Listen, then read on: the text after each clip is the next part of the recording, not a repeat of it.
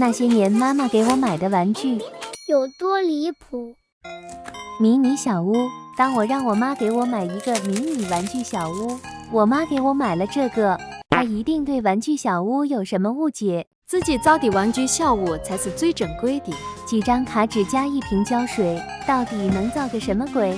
这难道不比彩盲和刺激吗？加油！一顿操作猛如虎，拿起我的小剪刀，给它剪个粉身碎骨。接下来就是给它折一折，再折一折，再折。拿出一瓶98年的口水，往绿色点的部分涂一涂，把它贴紧。0.9级的地震来了都不用扶。接下来是很多的点点点，到底谁设计的？别让我看见你的脸，不然下场就是疯狂的剪。剪好的纸条还得给它来回折叠，排成一排，感觉可以辟邪。用它把红色的点封印，红色的坐垫在网上订。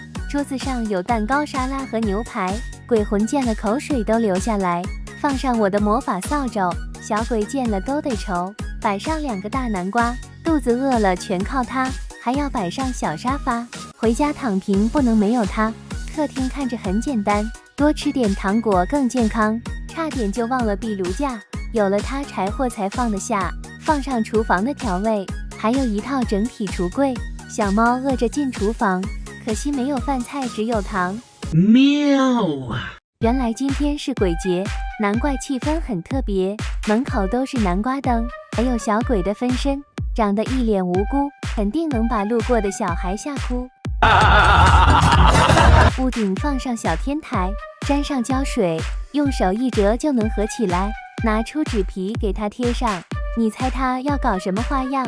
直到贴好把它合上，我才终于明白了真相。这哪是什么迷你小屋，明明就是折叠卡片书。